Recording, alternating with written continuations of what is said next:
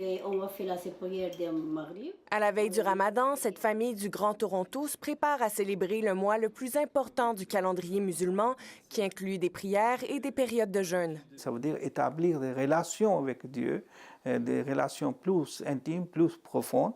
On sent qu'on est proche de Dieu plus qu'avant, parce que le reste de l'année, on est trop occupé. Pour la famille Anouar, la préparation requise est avant tout spirituelle. Alhamdulillahi Rabbil Alamin. Certaines personnes, comme les malades, les femmes enceintes ou les enfants, ne font pas le Ramadan pour des raisons de santé.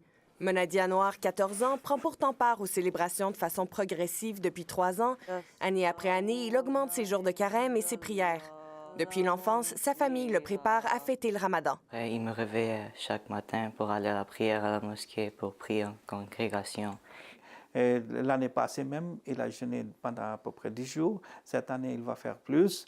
Et comme ça va continuer. Même si Monadi n'en est pas à son premier Ramadan, il s'attend à rencontrer quelques défis. On voit les gens en train de manger devant nous et ça devient un peu difficile pour nous de résister. Une fois le soleil couché, lorsque le carême est rompu, la famille Anouar peut enfin manger à sa faim. La nourriture est exceptionnelle, c'est vraiment bon. Et on attend pour la nourriture toute la journée et quand on l'a, c'est très bon. Dans la famille, il est même coutume d'inviter des voisins ou des non-musulmans pour partager cette tradition. Et ça rapproche les familles, ça rapproche les membres, ça rapproche les autres personnes.